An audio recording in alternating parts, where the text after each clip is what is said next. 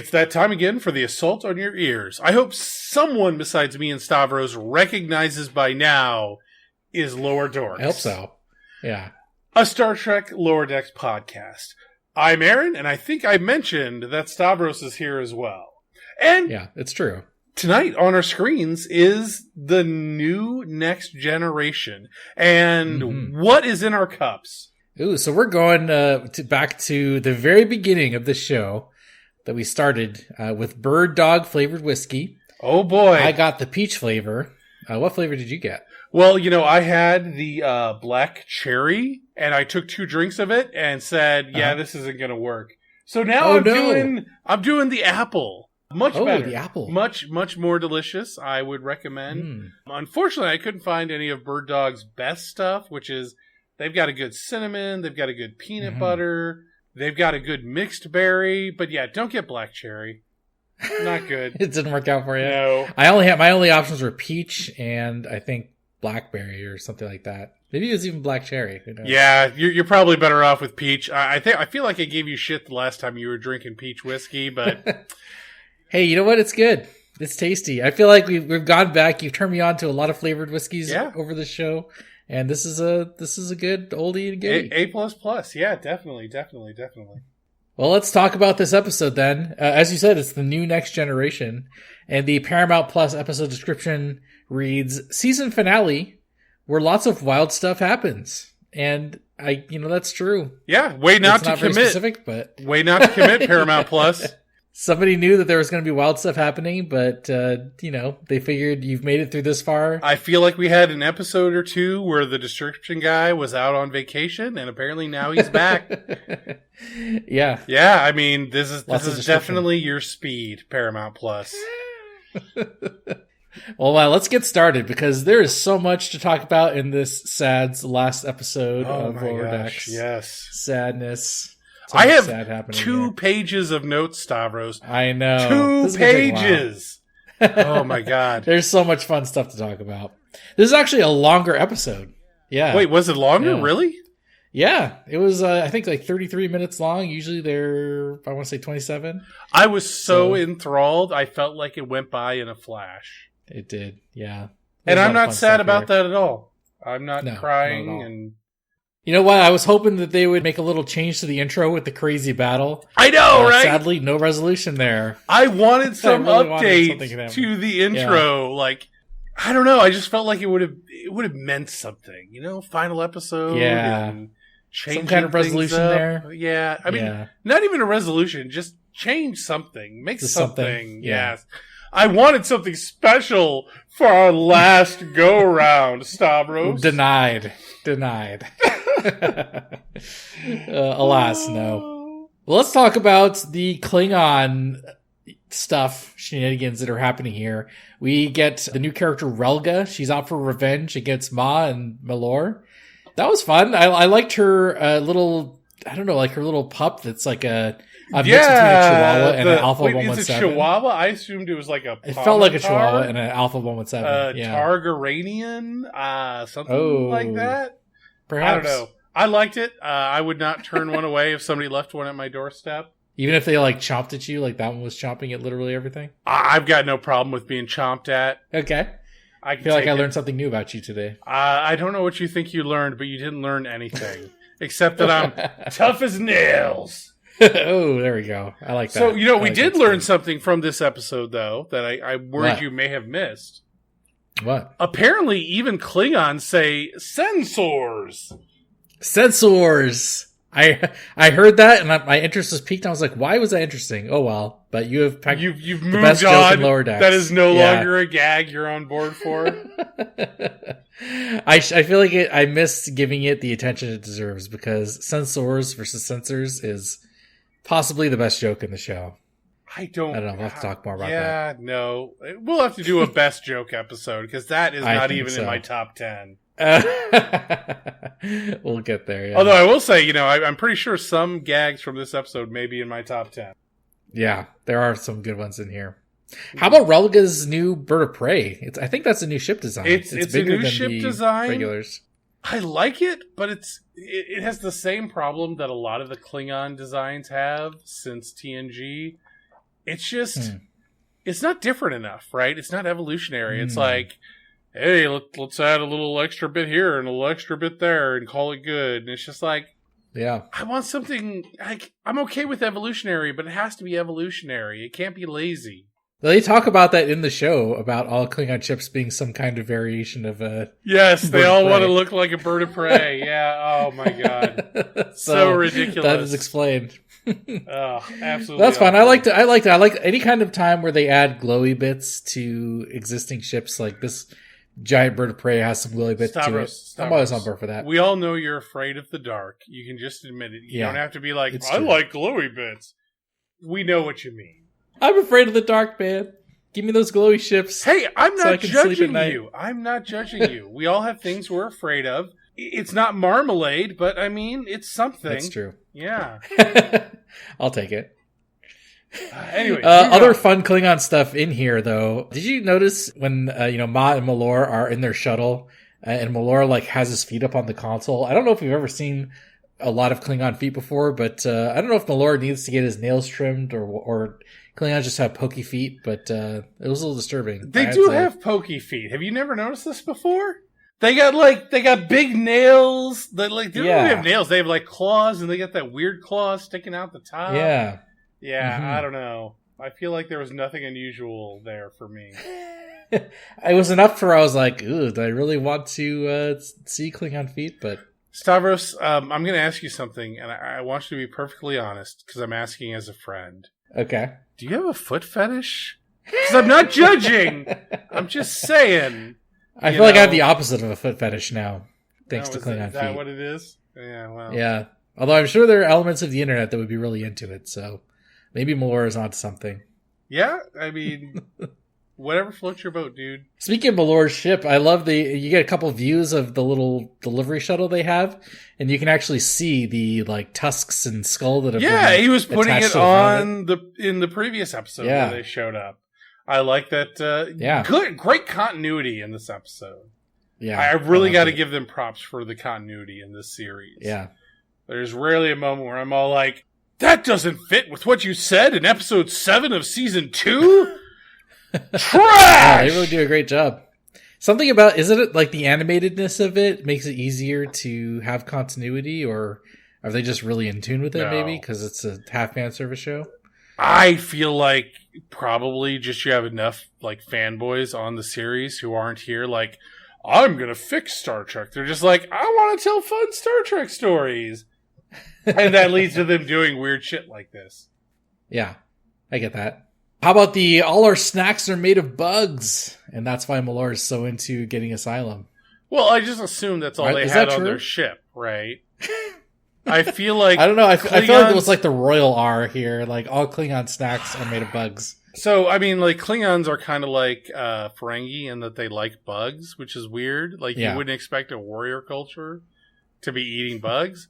But you know what? I feel like they're a part of a galactic community, right? They probably import all sorts of shit. I think it's just on their ship is all they had was bug snacks. All they had was bugs. Yeah. It's weird because we have, the Ferengi eat bugs, and the Orions are eating like chips made of bugs. There's a lot of bug snacks happening in Lower Decks in general, I think. There's bug snacks that happen on Earth, man. Go to New Orleans sometime. That's true. They make weird things with beetles. I'm not saying they're bad. I'm just saying they're weird. They exist. Yeah. I probably would not be eating those. I feel like they exist as kind of condescending, Stavros. Me? Are you sure? How about Maz and Malor's? They kind of get their thing wrapped up at the end of the episode. They have supplanted Relga because she has been... So, yeah, and this kind of bothers me. What ship were they on at the end of the episode? I don't think they show it, right? They're just on a Klingon ship of some kind. But they destroyed her entire fleet. What? I think more ships showed up. Did more ships show up? Does freaking so. What's Her Nuts have 1 million ships, apparently? I don't know. So 3 ships are like depart the, anomaly area. So yeah, I assume dude, I feel like this is a huge plot hole, man. They were just hanging out. They were just cloaked, waiting to pick off if the Cerritos tried to run. They, were pick them off. I feel like if your rest of your fleet is getting wrecked, you would probably stop waiting and be like, maybe I should help. No, man, they're like, what? We went to go fly into the Shrodinger Field? Screw that. I'm not going in there. I mean, yeah, that's how we think, but we're not Klingons. That's true. They went in without hesitation. We like our cushy office chairs where we talk into microphones with very little danger. I feel like Klingon podcasters probably only podcast in the arena. Now I'm thinking about all the different Klingon podcasts that must exist. You know what? I mean, who's like the Joe Rogan equivalent? Oh my god, what would the Klingon Joe Rogan be like? I don't know. The council is secretly infiltrated by Picard. The Chancellor was put on the throne by the Federation. I'm just saying. I mean, Picard shows up and suddenly Gowron is in charge? Come on, guys. I read on Quitter. Is Quitter the Klingon Twitter?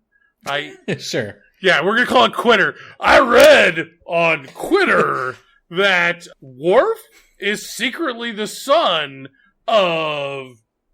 I don't know. Who's the secretly son of... Where are you going with this? I don't know where I'm going. I'm just throwing out random Klingon conspiracy theories. Oh, no. I have read that Kahless has not returned. He's just a clone. Ooh. You're just saying true stuff. Now suddenly I want Klingon Joe Rogan podcast, man. So what is Joe Rogan's Klingon name? I don't know.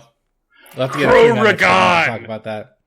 Crow-Ragon. Oh my god, dude. They're not on Twitter. They're on the X equivalent. It's probably called Ek or something like that. So this is the last episode of Lower Decks, and we've been like, what are we going to do now with our lives? Obviously, we're going to start the Crow-Ragon podcast. Clearly. Klingon personas. Oh my god. We're getting way off track. We can talk about our Klingon follow-up podcast another time. We're going to get canceled by Joe Rogan fanboys. Yeah. We were just telling true stuff. So, hey, if he tells, true things, that's he's got nothing to worry about. Yeah, Smooth Flores, man. That was a human conspiracy to infect us with the augment virus. Again, more true things. Anyway, let's talk about the Shrodinger Field, because that's the main plot device in this episode. So, I mean, the Shrodinger Field, obviously, Schrodinger, famous for his cats. Apparently he was a cat breeder of some variety. I don't know how this plays into this episode. Were there cats in this episode I missed? I mean, Dr. Tana, that's it. Yeah, and I mean, but I don't know how that has to do with no other cats. Well, I guess she implied that she wanted to breed with Shaxs. Do you think that's biologically possible? Hey, it's the future. They've got ways to do these things, so I wouldn't put it past medicine. Dr. Tana will find a way. Yeah, half feline, half Bajoran. Mm-hmm. Yeah, all rage. They're making it work. All rage, yeah. Oh my god, can you imagine? That's going to be a nightmare baby for sure. All right, let's get back on track. I feel like we're getting a little side. Schrodinger Field, yes. Yes. How about that briefing where so they've got the briefing where the Cerritos is told what's going on here. I love the graphics that happen during the briefing where the Vulcan turns into, I think, an elf, and the human guy turns into a cactus, and the Klingon guy turns into one of those Warp 10 salamanders from Threshold. Makes as much sense as what happened in Genesis. I mean, they're all de-evolving, and then Barclay turns into a spider? Is the implication that Barclay evolved from a spider? I mean, is there that episode made no sense. Is there a human subspecies on Earth that we don't realize are just sentient spiders? Well, Riker was a caveman, and then Barclay just turned into some. Riker makes sense. Barclay doesn't. Oh my god! I don't know. I feel like I passed biology, but I also feel like I slept with a lot of my teachers, so I'm not sure whether I actually learned biology in high school or not. Wow, we're getting into questionable, legally gray area once again. Thanks to you. FBI, if you're listening, the statute of limitations is passed. But why a cactus? Why were humans turned into cacti? Apparently, if we evolved from both Cro-Magnon men and spiders, there's also a cactus person. You know what? No. Yeah. So this briefing, the problem is this briefing is trash because, so you know the random alien whose species we couldn't identify? Wait. Which random alien are we talking about here? The one that's briefing the Cerritos on what the... I identified that alien! I found them! I remember. You did. You're like, hey, who is this person? I'm like, dude, I don't fucking know. I'm in a meeting where people are just talking about nonsense. Like planes flying from here to... I don't know what's going on. Just let me... But then you figured it out? I did. Because, I had a few minutes between meetings. Memory Alpha is your friend, kids. Actually, no. Memory Alpha is not your friend. Stay off of all wikis. Wikis will ruin your life, kids. You think you're just like, I'm going to look up how to make a orange shandy. And then suddenly, 6 layers later, you're learning why China has a character-based alphabet. Anyways. This alien, I'm dying to know. Yes. What was this alien that was giving the briefing? You're not going to be happy with my answer. No. They're not anything special. They're just like a weird, like, because he was a chick, right? They're just a weird... Was he? I can't even tell. I don't remember. I feel like it had a feminine voice. When it comes to aliens, who knows, though? Right? Like, I don't know how she identifies. I don't know how you identify. Oh. I feel like you identify as a robot because you're always telling me what to do and seem completely emotionless. I'll let you know on our Joe Rogan Klingon podcast. That'll be our first topic. Joe Rogan Klingon. I think you mean, what do we go with? I don't even know. Rogan. It's our whole Rogan podcast. Did you freaking tell me about this alien? I'm dying to know. What was this alien? It's just a random background alien. It's like no words, no nothing. They have no name. They were like in the background. They don't have a name?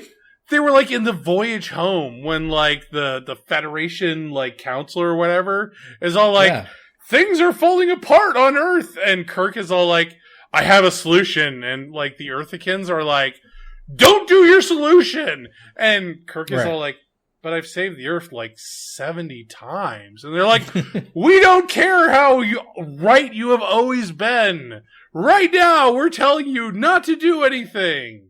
Right. But anyways, point is, random background alien. It doesn't even have a name. Fucking Lower Decks. Just pulling shit out the wazoo. I am impressed with this one. That's crazy. Is that all you want to talk about that call, though? Kinda. Is there something else that drew your attention? Yeah! Who's the blue shirt guy? Oh yeah, just like random other guys. That's why I'm saying this whole briefing was garbage. Yeah, like he's some random dude in a TNG movie era uniform, but he has a blue undershirt rather than the usual, like, what was it, maroon or whatever?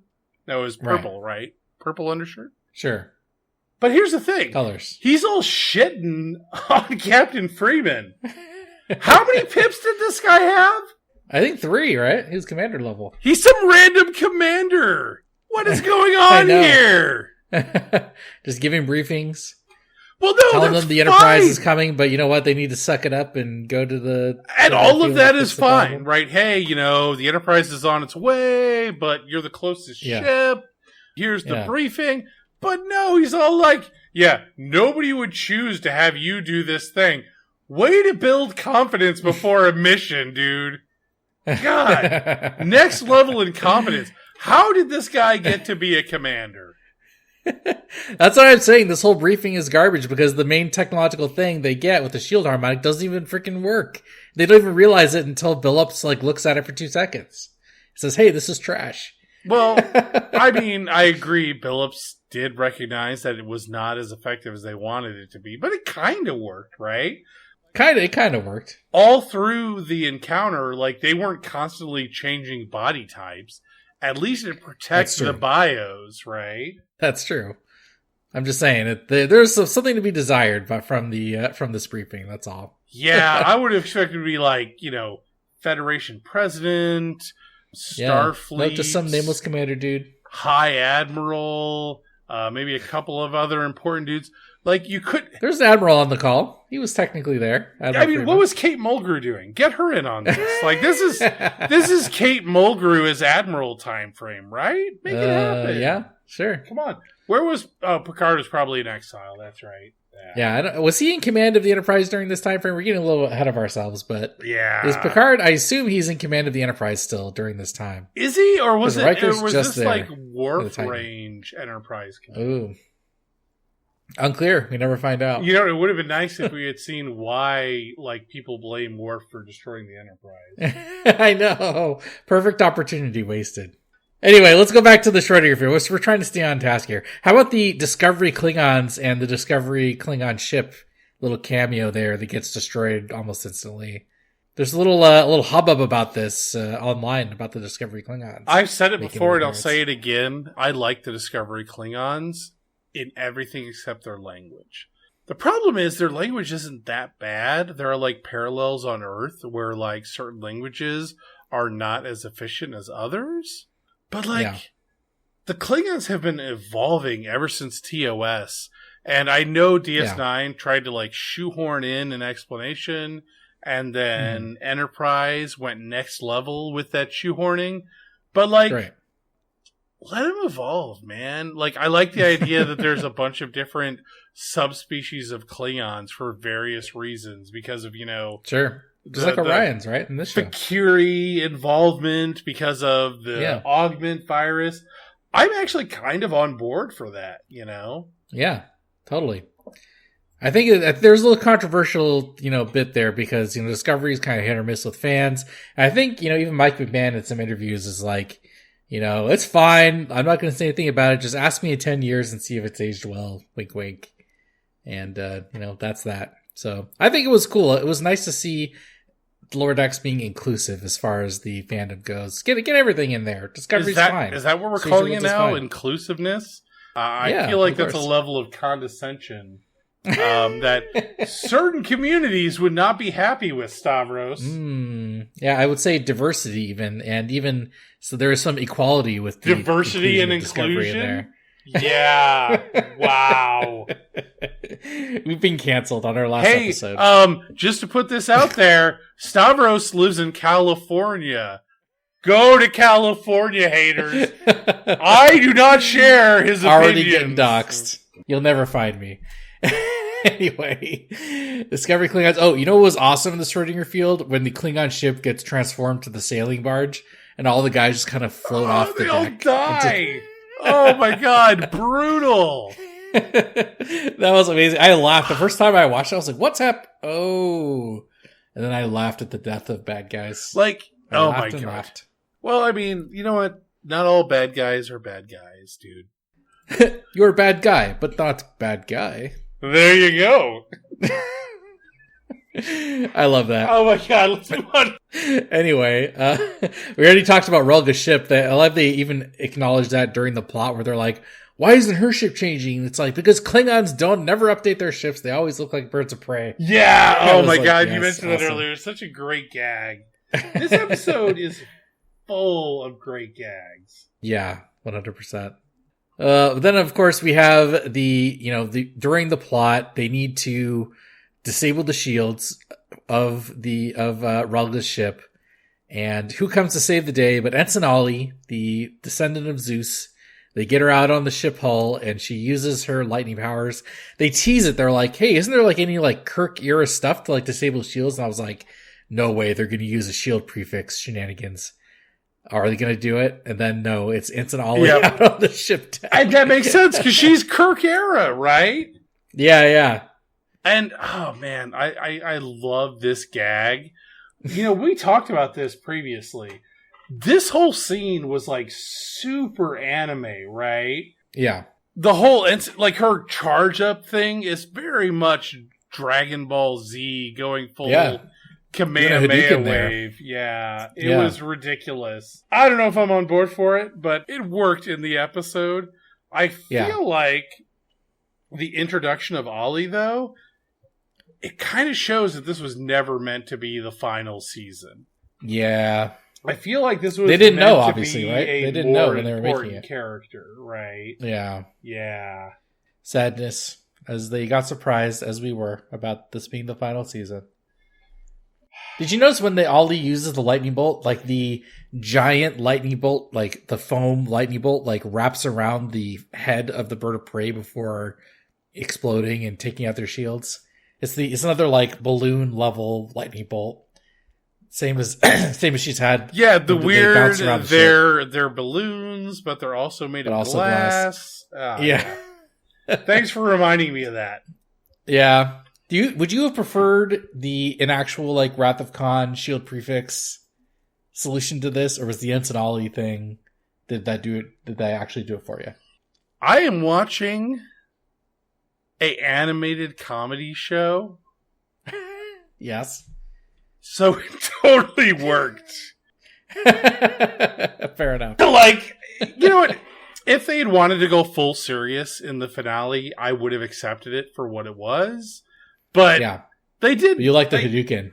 I feel like this episode was that perfect mix of serious, poignant comedy. It all worked really well together. So I am on board for the Kamehameha lightning bolt.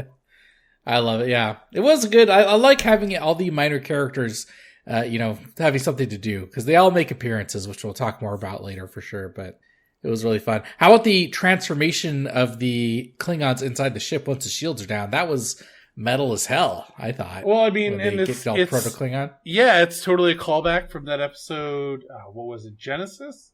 Yeah, right? Genesis. We just talked about. Yeah, where Worf devolves. But I love the fact that when everybody else like transforms, like there's tons of transformations, right? And it's just like it happens instantaneously as soon as the wave hits. Yeah. But for whatever reason, the Klingons like slowly, agonizingly transformed. Yeah. And you're just like, what? And then the little monster Chihuahua turns into a clam for some reason. So did Targs evolve from clams? Is that what I'm supposed to take from this? Like, what is the Alpha 117 message here, McMahon? Oh my god! Strange. Wait, it wasn't a Targ?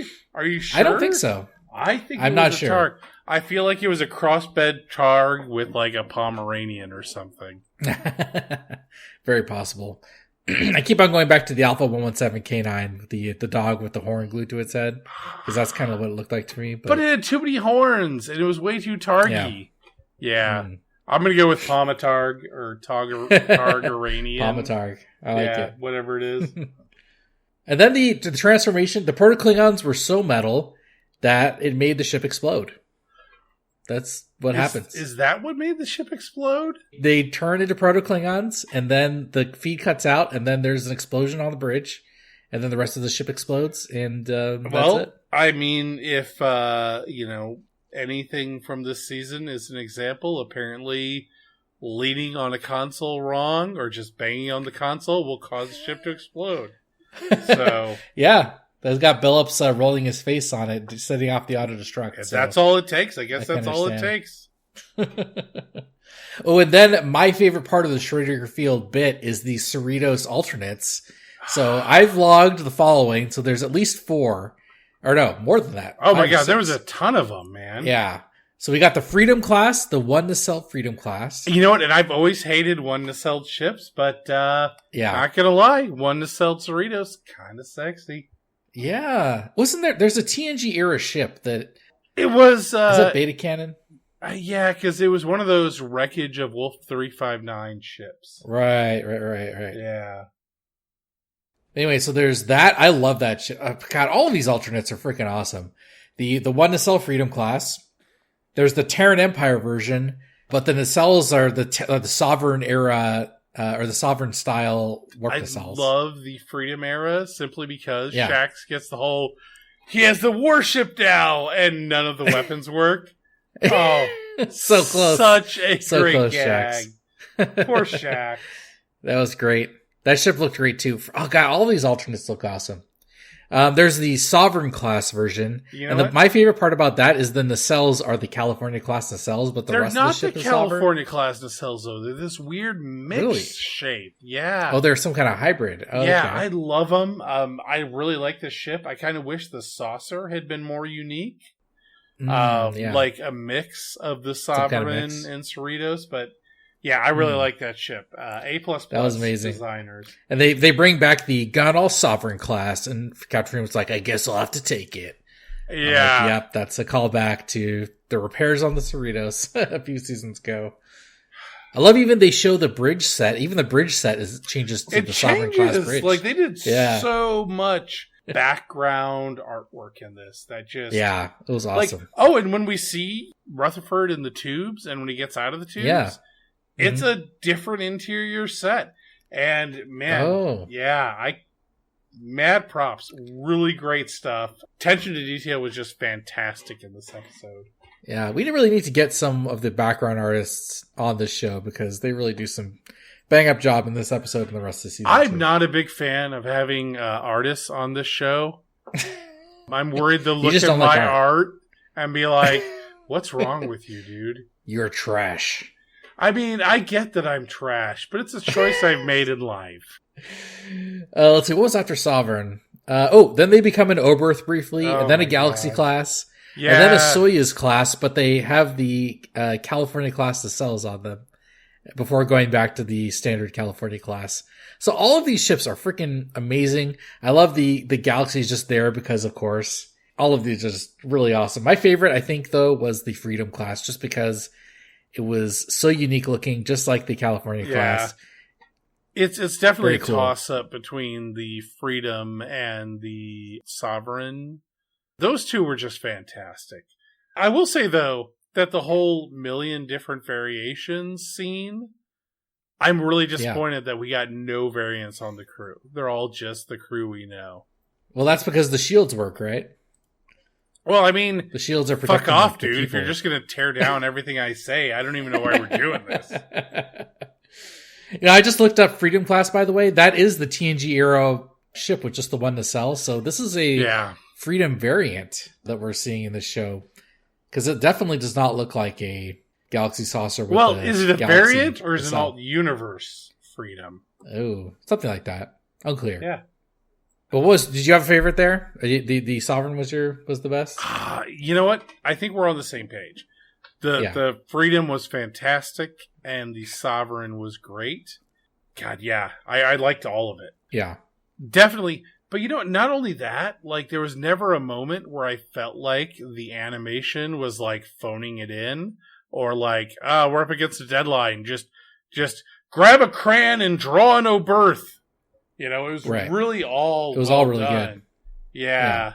And you even have that final like establishing shot where all the ships are in orbit of, Starbase 80. I'm going to say it because we're going to spoil it later.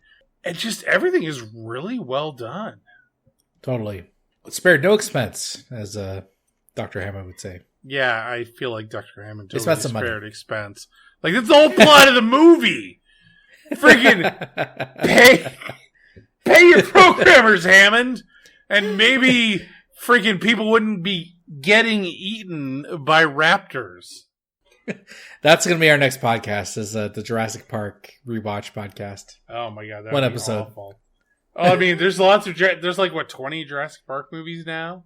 Oh shit, that's right. They're all mediocre at best, and I love them, each and every one. We need to have, viewers, if listeners, if you want to have us do a podcast about a movie or a series of movies, just let us know. Maybe that's our next calling. We'll set up Patreon. We'll make some money. We'll talk about whatever you want us to talk about for money. Yeah. Money. All right. Well, I think that's anything else about the Schrodinger field. Of course, they solve it, and I think that solving it is perhaps the most boring part, and we'll talk about all the ramifications. But anything else about the Schrodinger field before we go on to some character stuff? Yeah, let's move on to characters. That was my favorite part of this episode. So we get a little tiny look into the Shaxs-Ta'ana relationship, and of course, there's still a couple And they mentioned a little bit about going into the pirate holosuite, and the following scene shows Dr. T'Ana wearing a pirate hat on the bridge on the background, which I thought was an awesome little touch. So I think the best part of that is I didn't even notice that, but like this episode, its continuity is next level. Like it really is great. I don't know if you noticed in like the opening scene where Ransom is talking about the log. Right. He starts off with, hey, yeah, we were doing this repair on a joint Federation Klingon science station repair. Or something. Yeah. Totally explains why they are the only ship nearest to the Klingon space anomaly. Yeah, and completely. Starbase 80, which they had visited very recently. They're like, yeah, it's the nearest ship, or it's the nearest station that is like totally antiquated. We can just tow it over. Really good continuity. I'm very impressed with this episode. Yeah, really great. Better than average in Star Trek terms, at least. I mean, it's weird how good this series has been with continuity. Like, yeah, come on, guys. You're an animated comedy show. You can just phone it in. Nobody would blame you. I would blame them. Let's talk about Boimler and Mariner. This is the headlining duo for the show. I love when everyone blames Boimler, even though it's William that has sent the destruction. Poor Boimler. Like that was a great joke. That was one of the top jokes for the episode. Great gag. Everyone's blaming Brad for William's actions because they're clones. Yeah, they're the same person, right? But basically, you know what? More or less.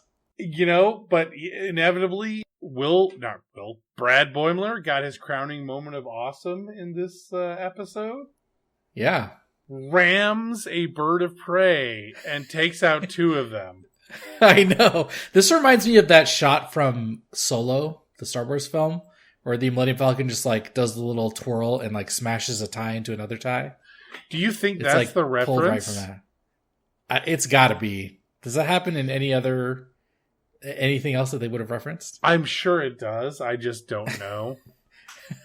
That's instantly what I thought of, was that shot from Solo.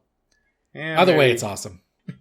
I love when Boimler gets ordered to assist with navigation, and so he runs off the bridge and goes down to whatever it's called, Contagion Ops. Yes, Contagion Ops. Oh my god, he's helping by hosing down a beluga while he works on the computer that is outside of the water. Oh my god, that's what his job is. So I'm not sure if we're supposed to talk about this in this segment. I know you've been on my case. Oh my god. Matt and Kimalu in this bit. Yes. And it's all in great. subtitles. Oh, they're fantastic. The whole, stop cracking wise in regards to the getting hosed down. I love the fact that when Ma'a shows up in Contagion Ops, so like... they're all into him. They love him. And this is a problem I have. Like, dude, you guys are like belugas. You're like mammals who live beneath the sea. You're awfully thirsty for some Klingons. Hey, they need to socialize with mammals. Yeah, all the time. So I don't know, man. That was great. Yeah, a little too thirsty for sea creatures. It was also hilarious, so there is that. Oh, it was fantastic. But how was that a job? They're like, get off the bridge and go down and hose down the beluga while he's doing navigational stuff. I don't think that was the intent. I think he was just there to help out, and he was doing whatever he could to help out. Oh, which includes using the hose. I feel like that's an ensign level job, if that. I feel like in a crisis, you got to do what you got to do, buddy. Everyone, if you're close to the hose, you got to pick up the hose. That's what you're saying. I mean, if you're going to phrase it like that, dude, don't be weird. But of course, we got the Boimler-Mariner interactions. And Boimler, of course, breaks the red pad because, he wants to, he doesn't want to imitate Beard Boimler. He wants to have Mariner's back. And this is actually one of my sticking points with this episode. I wish there was more attention given to Boimler's development here, because he does break the pad and he becomes his own thing, but he's still not his own officer. He's still got the beard. He was faced with a choice, right? Where the pad said these things happened and Beard Boimler did these things, and Yeah. Boimler's like, Boimler throughout the entire series as we've seen him would have made the choice to follow the pad. And here he's all like, no, I gotta live in my life. I gotta live through my experiences. I gotta make my choices based on what I have experienced. And that's fantastic. I love that. Boimler's character moment in this episode, his character growth throughout the whole series culminated in that moment. And it's fantastic. I said there was going to be a moment in the finale where Boimler was going to realize he has to be his own person, and following Beard Boimler was a bad idea. And you know what? That was the moment. You're right. Yep. I think I like the moment still. I just wish there was more to it, because it happens so fast, and it's such a series long, like you said, a series long character journey for Boimler. To have it over in just a few seconds because he snaps the pad in half. And he still keeps the beard, even though it's represents him imitating the alternate universe Boimler. I just wanted more emphasis on I him, will say I expected him to show up in the final scene fully shaved. But you know what? That whole character moment being so fast and so there's no thought to it, there's no complexity, it's just, this is what's important to me. Right. Fantastic. That is... if he had hooed and hawed over it, if there had been any complexity, it kind of would have shown that he hasn't grown as much as he should have. Whereas that moment, it showed maximum character growth. Yeah. That was his Yeti scene. Is Yeti scene? What does that mean? Let's move on. I don't want to explain a Yeti scene to you. I just wanted more emphasis on it. I don't know. It's so fast. And it's such an emphasis for a lot of the show. I just wanted more fun. But it is good that it happens. I'm not saying the character moment itself doesn't work. I just wanted to see more of it. That's all. I just wanted to see more in general. And I feel like... well, there is that. Yeah, there is that. When they do the high five with the Vulcan salute, are they being a little racist there? What? They do the high five with the Vulcan salute? Yeah, no, I saw that. And, actually, I didn't see it initially. And I didn't see it on the rewatch. And then I saw it on Reddit, and I'm like, wait, was this a thing? It was. How do you take racism from that? The sarcastic Vulcan salute is perfectly fine, but the Vulcan high five, that's racism. Yeah. Okay, buddy. Put on your Karen wig, Stavros. I will. It is definitely their thing for a lot of the show. Not racist, just trying to beat you. It didn't work, sadly. But that's all we get from Mariner and Boimler in this episode. Did you have anything to add before we get on to the best relationship in this show, Tenderford? Oh, Jesus, man. Well, I was going to talk about all the things that we missed, because there's a lot of great Boimler and there's a lot of great Mariner moments. Yeah, that's true. But yeah, I guess we're going to have to talk about the ship that I have denied for a season, and I kind of have to just accept now. Well, before we get to Tenderford, we have to talk about Rutherford's progression during the show, because, we mentioned last episode that there's not a lot for Rutherford to do character-wise here, but a lot happens in this episode. He is falling out of love with the Cerritos, but then he's back in love, and he realizes in order to stay, into the Cerritos, he's got to remove his implant. And even I like in the scene where he goes and he performs the miracle, moment, the modification. Even Lippick is like, Rutherford. You know what? And here's the thing. That whole scene is great, but the resolution is awful. God, in what sense? So the whole, I'm falling out of love with Cerritos, and then the moment he finds why he likes being there, it should have been this moment where it's all like, it's not the Cerritos I was falling out of love with. It's my current situation, right? He hasn't had much of a moment this season. He's been very passé and bland. And that could have been a great resolution. But instead it's like, no, the problem is my implants are making me unhappy. Where does this come from? Yeah, it seems very out of left field a bit. Yeah, and aren't his implants? Because there's really two Rutherfords, right? Mm-hmm. There's Rutherford, and then there's what were we calling the bad Rutherford? The original, Rutherford, the past Rutherford. Yes, Rutherford and Rutherford, And the whole thing about that is like, these things happened to Rutherford, and it gave him opportunity to find himself, to find happiness. And he's happy with who Rutherford is. And I feel like throwing this whole the implants are bad thing, it's just, it didn't work for me. Yeah, it does change his character quite a bit too, right? Like that was kind of his shtick, was having the implants as, the only plus coming out of that is apparently they were inhibiting his dopamine when it comes to interacting with T'Lyn. And which now is making this Tenderford happen. T'Lyn, you mean interacting I'm sorry, with... Tendi. Yeah, Tendi. Yeah. I feel like T'Lyn is Boimler's gal, so let's create lines here, buddy. Yeah, Tendi. Yes, Tendi. But you know what? I kind of wonder if they were to ever do a live action series, they would have to do like prosthetics, and that can be kind of hard to sustain for an actor. And also, like, man, like good prosthetics. We all remember Terminator, right? Great prosthetic use. And there's tons of examples of that. But there's also a lot of really bad ones.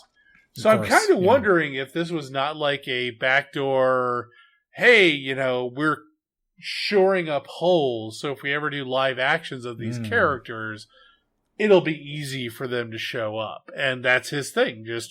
He can just, Cordero can just show up as himself. God, yeah, but it's such a change though. And it does come so out of left field. I have mixed feelings about it now. I like that it enables Tenderford, but I don't like that it comes out of left field, kind of out of nowhere. I do kind of wonder if this was hey, we were expecting 2 more seasons, and this was Rutherford's arc, and we're going to shoehorn it into the final episode. So if we ever get a chance to revisit this universe, we can revisit it as we expect it to be at the end of season 7. Yeah.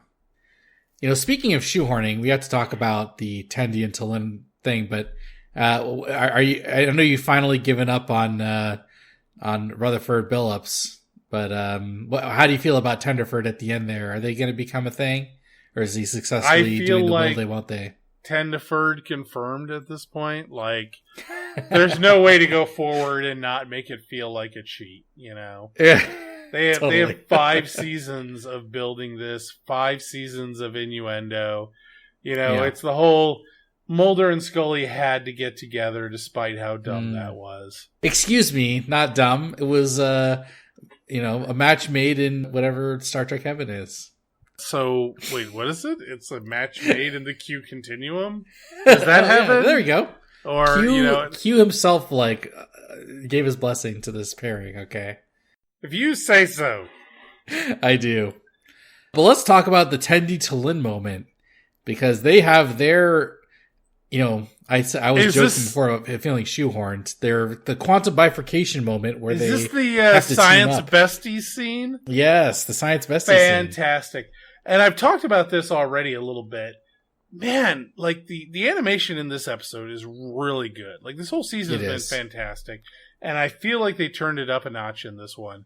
But also, there is a weird anime feeling to this episode. I don't know if you caught that.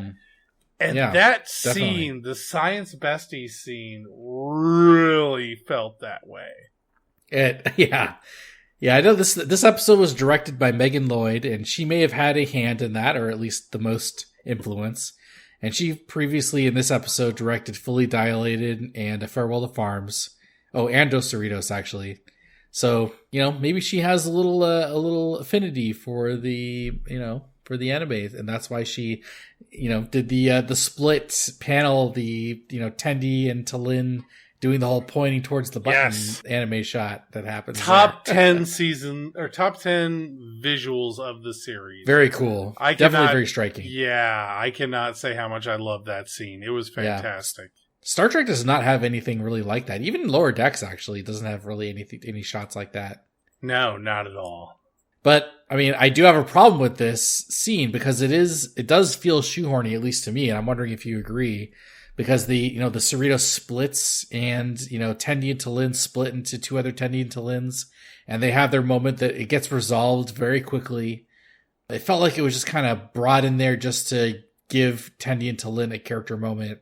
But I don't know. Am I making things up here? Do you think I'm crazy? I feel like they had established a lot of quantum realities and how they're just basically realities where things split in some way, shape, or form. So doing the things are splitting. It reminded me a lot of an episode of Rick and Morty where uncertainty causes parallel universes to form. And the whole episode, not the whole episode, but a big chunk of it is about like trying to get them to re-merge. Really felt like that. And I feel like Mike McMahon may have worked on Rick and Morty. So I wonder how much his influence has crept into this episode. Perhaps, but like, what about the Schrodinger's field is causing them to split apart like that? It felt very that's strange. The whole thing about Schrodinger's cat, right? Is you put a cat into a box and the whole, I don't even remember what it is. It's some sort of like container that if it decays at a certain rate or whatever, the cat gets killed. And if not, the cat is alive. Right. So to the outside observer, the cat is both alive and dead until you open the box. So there's uncertainty. It's the quantum uncertainty principle or whatever it's called. And I feel like that's what this episode was trying to play on. Okay. But you kind of have to do a whole episode to make that work, especially for 30-minute episodes. Yeah. Otherwise, people going into it unfamiliar, on the one hand, they may not get it and just be like, well, I don't get it. On the other hand, it may also be like, I don't get it. I should learn more about this topic because it's a fascinating and stupidly dumb topic. Because unless people are sticking you in boxes with poison, you're probably never going to have any sort of relation to this issue. Okay. I guess I could see it. You convinced me a bit. It just felt a little out of left field considering the whole plot of the rest of the episode. Well, that's the whole thing. You have to depend on. Not really, because that's the whole point of the quantum realm, right? Every choice you make is one that creates a new universe. Fair enough. They give Tendi to Lynn their moment, and they become ultimate science besties at the end. Yeah. So I assume, obviously, after this whole thing ends, there's going to be a whole Boimler to Lynn, Rutherford, Tendi couple dynamic there, where they're going out on double dates and whatnot. There's a lot of Boimler to Lynn shipping happening right now. It's out of control. You know what? This is a Rutherlips level ship for me. So I'm going to assume that it's never going to happen. I have to agree. There's not a lot of evidence there. You're scraping the bottom of the barrel for this ship. Oh, I respect it. Get right the fuck out of here, Stavros. Hey, your Rutherlips was so hopeful. It's the same level. Let's talk about your favorite boy, Ransom, and what happens with Ransom in this episode. So I'm gonna derail the whole. So let's start off with the opening scene of the episode where we see these Cerritos from the outside, and it has the saucer, and the saucer is really thick compared to a lot of the ships we've seen before. Okay. Have we ever seen the 3 decks of the saucer's outer ring? No, not like that. Oh my god. Not like that, for sure. That was so good. It was very cool. Yeah. A++. Seeing all the windows. Yeah. I'm kind of like a ship nerd. I'm kind of like a scene framing nerd. Just fantastic to me. It was really cool. Yeah. Really well done. Oh my god. Let's see, what else do I have here? So obviously, you just really don't want to talk about Ransom? I really want to talk about Ransom. What do you want to say about Ransom? There's so much Ransom happening here. How come you don't want to talk about Ransom? I want to talk about Ransom. So many episodes of this series have been Ransom character assassination. And this entire episode is Ransom elevation. Dude is completely so good in this. He's recovering. Episode. Yeah. Recovering. He was always on top, son. If you thought that he wasn't on top, that this certainly redeems him. Let's put it that way. How about him disregarding orders to hide Malor? That is because such a he hates Ransom thing Relga to because do. she's a bully. Yeah. Well, I mean, yeah, a really good explanation of why he did it. But also, it's all like, yeah, somebody shows up to your ship and is all like, give me these people, I want to kill them. Yeah. Everything. Captain Freeman was like, okay. Because she was told to by her husband, right? It really took her Kayshawn being like, her boss? Yeah. Dude, I feel like if it was just some random Starfleet admiral, she would have gone full Picard. She told him to fuck off? Okay. Yeah, but the fact that it was her husband gave her pause. But I love the fact that, like, Ransom is all like, he goes full Picard in that moment. He's all like, I am going to protect this person until I know more. Right. Just such a fantastic character moment. I love the fact that, like, because the whole thing about the pad is that the pad says it was Mariner that hid Ma's brother, right? Malor. Right. Mm-hmm. And it turns out it's Ransom. Because right. Ransom's all like, yeah, we shouldn't turn him over until we know. It's such a fantastic story. So well done. I love it. Yeah. I love Ransom in this episode. I love the fact that he finally gets what he's due at the end of the episode. Yeah, how do you like that? Do you think he got the token promotion because Captain Freeman was leaving, or did he deserve that shit? You know, Stavros, I don't think we're going to be friends anymore.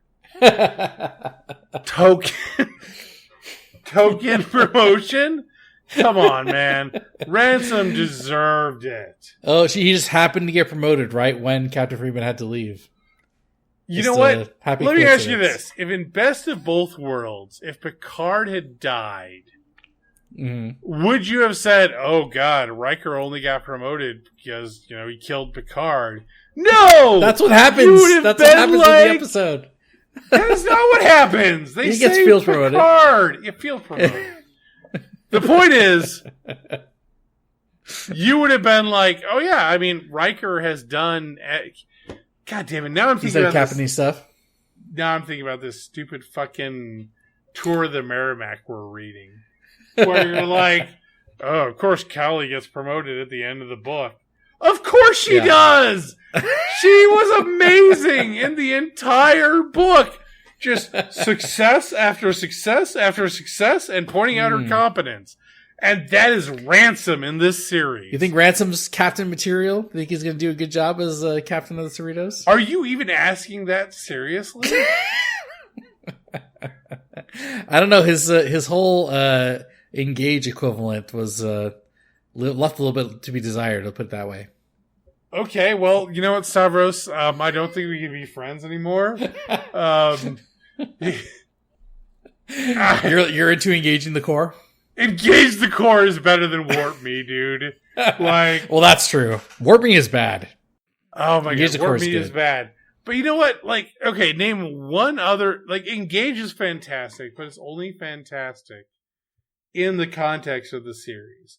It was something new, something that we have never seen before. It was friggin' Patrick Stewart with his fantastic delivery. You could tell Patrick Stewart to deliver, I enjoy eating fresh poops. And he would do it. And he'd be like, that is a great line.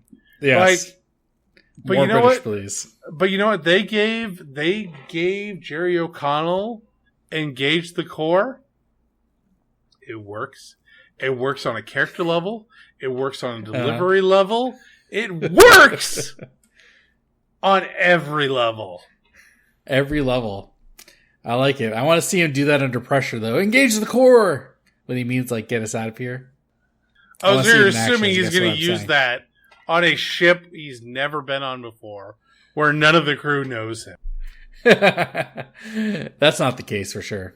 I mean, everyone obviously knows Ransom works out from the second they see him. Well, I'm thinking more like if he was on a ship where nobody knew him and nobody knew his, warp, go to warp thing. Yeah. He would use something different because Ransom, Ransom is like who Picard wishes he could be. Ransom is the best of Kirk and Picard. And you know what? Ooh. I'm going to throw this out there. And you know what? I don't care who shames me for this. Ransom is if you took Kirk, Picard, and Sisko, molded them into one, and said, who is your hero? Who do you look to for inspiration? You know who they would Ransom? say? It would be Ransom. Oh my god. Fucking A, man. The writing, the acting, you know, Jerry O'Connell, fantastic. If they do not do a live action series, and I'm going to admit, you know, there's enough of a difference between the animation style of Ransom and how Jerry O'Connell looks. Sure, it would be hard to just combine those two, but you know what? Yeah. You can make it work. You could make it work. Wow. This is like the biggest Ransom Rant you've ever been on. I think we know the name of the episode, the Ransom Rant. Is that... Ransom has his day. We'll put it that way. He engages his core, for sure. Oh my god. Let's move on. Let's talk about everything that happens with the end of the plot. We got the dimensional rift. We've got Starbase 80 coming in and Captain Freeman's reassignment. Yeah, I mean, like, am I wrong? Starbase 80 spinoff? Yeah, completely. What? Do you think it would be animated if they did that? I genuinely don't care. Animated or live action, fine with you? Yeah, I feel like there is no characters on this show who could not carry the show in live action. Totally. Feels like a conscious choice when they did that. I mean, maybe. I love the fact, though, that, like, they started the season with Captain Freeman being assigned to Starbase 80, and, like, nobody wanted to talk about it, and being like, oh, that's horrible. And the end of the season, she chooses to go there. Yeah. Oh, so good. That's great. I love it. So, the little sidebar on this, all the Starfleet ships that show up to, you know, as Starbase 80 is getting towed into position. We've got the Enterprise E there. We've got a Parliament class. I assume it's likely going to be the Vancouver. We've got a Luna class that I hope is the Titan, and another California class ship that's not named. Man, there's a lot of potential for cameos there, but they chose to use all the cameos last episode, I guess. What did you think about that? Like, what am I supposed to think about that? I don't know. Should they have had, you know, a little Captain Picard cameo there, or Captain Worf cameo, or is just having the ships show up there at the end there good enough? Legitimately do not care. Fair enough. Oh my god. So are we going to do the ending of the episode? Well, yes, but a little bit more on Starbase 80. Did you see Fletcher there wearing the Starbase 80 jumpsuit? Really? Did I miss this? Yeah. Oh my god. Because he was transferred there after being a dick in that one episode. Is that where he went? I do not remember where he got transferred. Yeah, he's there. But you know what? He's Starbase totally 80 is the starbase for second chances. That's right. Oh, yeah. He's having the second chance right now as they speak. He's wearing the jumpsuit with the TNG era comm badge, so perhaps all that data tech will give him a second chance. What do you think about obviously they stabilize this dimensional rift, and they're using it as, you know, an exploration beachhead into the multiverse that William Boimler hates so much. But how do you feel about, I mean, this is like significant canon ramifications, I would think. Like, there's all kinds of stuff that could happen as a result of this. Yeah, that's true, but I feel like this is very much a DS9 situation. We have gone to every quadrant of the Star Trek universe. And while there is a lot of the Star Trek universe that is unexplored, I feel like this is basically setting up a DS9 situation where there's no references. This is a whole new part of the universe, or in this case, multiverse. We're going to do it. We're going to throw it out there, and we're going to let you guys see what you think. You know what? It's DS9, but it is DS9 with the gates thrown wide open to where there is nothing that is off the shelf. Okay. Just open the floodgates. Anything can happen. I mean, yeah. It's one of those things where this could work really well. This could be a great intro to a new series. But it could you think also it's kind of a be... backdoor pilot situation here, or you know? I think what's going to happen? Okay, and I don't think it matters. So you could either be like comedy animation, like Lower Decks is, or it could be serious animation, like Ghost in a Shell animation, where it's adult, it's serious, exploring themes, and it's using animation to make development cheaper for just the really out there stuff. But also, I mean, it could just be something they threw out there without any thought. Well, now it won't be followed up on, really. So who knows what's going to happen with this? I hope. Yeah, that's what I'm saying. It could go it could go anywhere, right? Like, it leaves the door wide open. Yeah, I did genuinely have faith in Mike McMahon. I genuinely have faith in his production crew to make a series out of this. So Paramount, if you're listening, I guess it's probably not going to be Paramount much longer. So anyone who is listening, make it happen. Make Star Trek multiverse work. You want more multiverse, is what it sounds like. Do you think it's going to be a thing in like the zeitgeist? I legitimately don't care. A good story is a good story. Fair enough. And there's always room to tell alternate histories. I'm a big alternate history fan. You know, I love me some Nantucket. But when it's good, it's good. And when it's bad, it's bad. I mean, when it's bad, it's, you know, it's the multiverse is lazy. And it can be. It can be, what if Napoleon wore a mop bucket on his head? But it could also be, what if Napoleon won the wars and unified Europe? Okay. Yeah, there's a lot of things to explore there for sure. I mean, obviously. I have faith.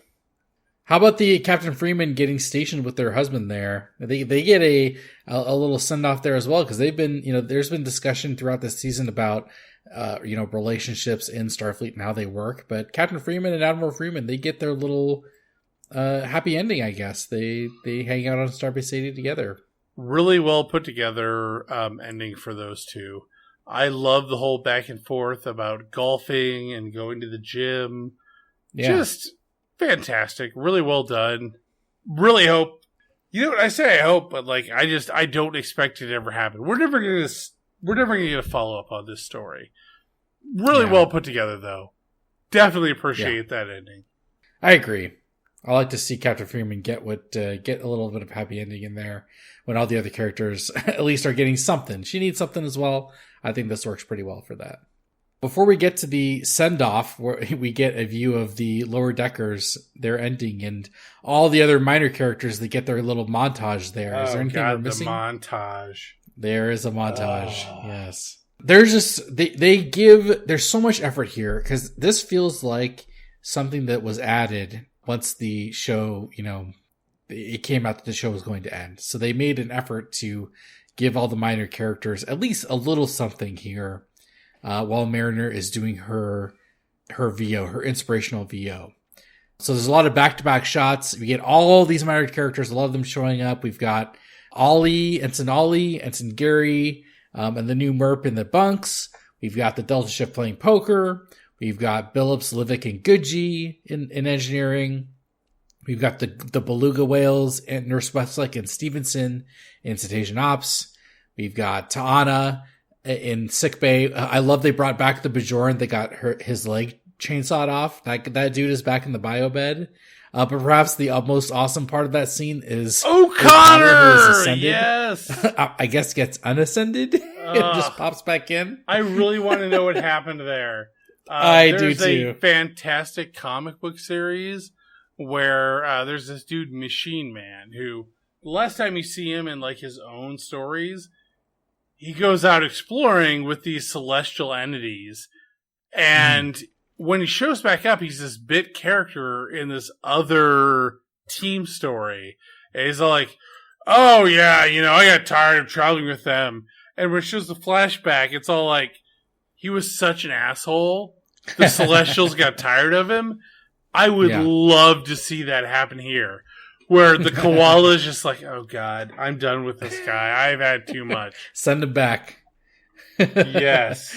Totally. Oh, there's an opportunity there for something. So fantastic. So there's a sickbay scene. There's Keishan and Miglimo in the Arboretum where they get sprayed with goo and Miglimo eats it for some reason. Great scene.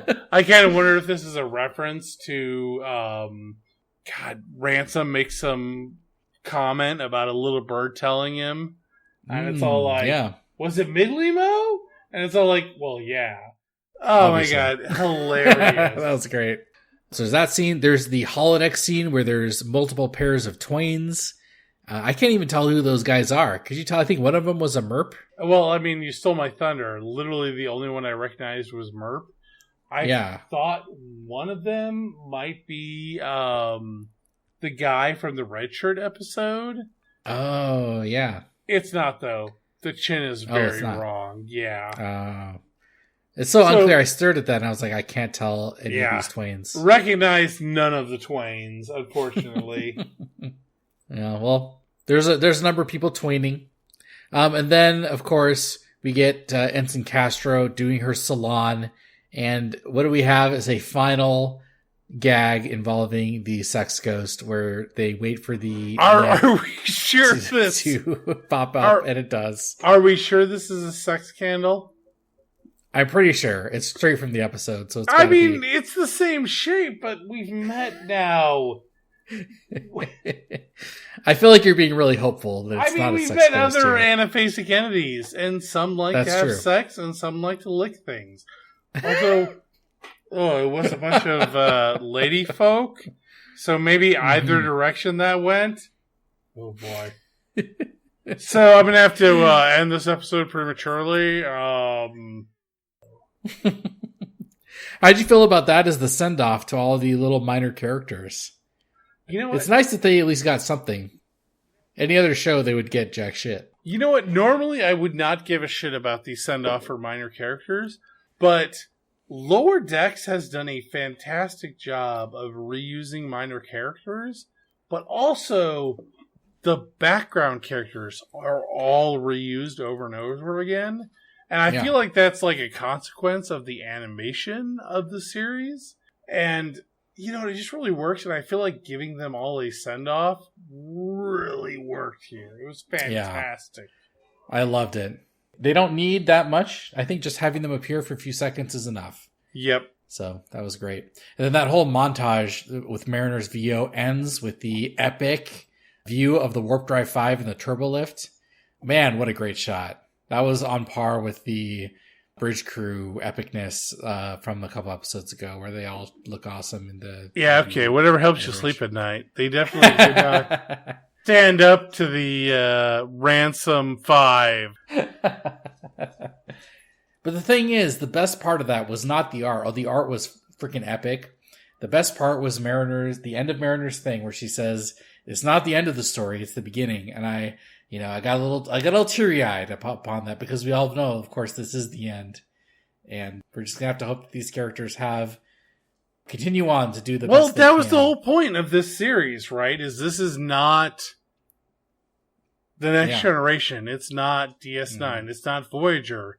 This is not the story of the people who have made it. This is the story of the people on their journey to success.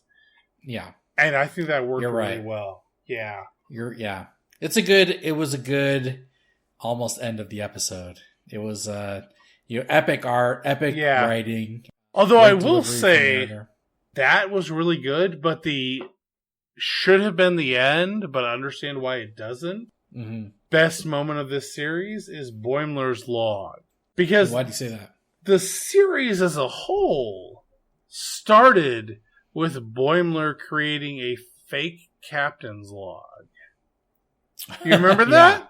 Yeah, of course. Yeah. And I feel like the fact that the series ended on Boimler making Boimler's log really worked well together. To be a thing. Yeah. So close. He does have the last log in the show. It's just not the very end. Yeah, and it's really well put together. It's really well delivered. A++ directors and voice actor. But then the very last part of the episode, we get the Ransom is doing his whole captain thing. And he has a little surprise for Mariner and Boimler, where they get to be co-first officers, or co-provisional first officers, I guess. How could this possibly end well? Ransom, what are you thinking? How does this factor into your Ransom awesomeness? Are you kidding me? This is a great ending to the series. I really hope that we get a movie out of this. 5 seasons in a movie. I really think a movie with a C or D plot where Mariner and Boimler are competing for the first officership. And it ends with this realization that Boimler's on the path. He wants to be a captain. He wants to be this frontiers person guiding his crew. And Mariner, I really think she should end up at Starfleet Academy. I really think she should be an instructor. I really think she should get the O'Brien treatment. Where, O'Brien was a little different because he went back to Starfleet Academy because he was a great teacher, but also because of Keiko wanting to go back to Earth. But I think Mariner is one of these people who really wants to guide the next generation, whereas Boimler is a person who really wants to explore and experience different things. And I think that could be a great movie plot. Yeah, it feels like, again, like a unexplored plot thread for a subsequent season, because they do touch a little bit on Mariner having these, ensigns that she's guiding, right? Like Ollie and whatnot. So I could 100% see. Yeah. We had this discussion before about which one is the captain out of these two, because of the Warp Drive 5, they are the two command officers. Boimler is the future captain. Yeah, I totally agree. I will stand by it till the end of the Earth that Mariner should go back to Earth to be an academy instructor. Yeah, that's a great suggestion. I completely stand behind that. But if she does stay in Starfleet, I think she makes sense as Boimler's number one if they were on the same ship. As long as they don't pull a Picard where everybody has moved on, but they're all broken people. Have them move on because that is their path in life. Have them reunite and immediately pick up their friendships. We all have that moment in life where we run into somebody we haven't seen in 10, 15 years. Immediately it's like the last time we saw them. The loss of friends is not necessarily the loss of loved ones. It is something that we moved beyond, but those memories drive us forward. Totally. Wow, you're so eloquent. No, I'm not. I'm neck deep in Bird Dog right now, and you're all spouting off neck deep. Buddhist wow. level. So you're 2 bottles behind me, buddy.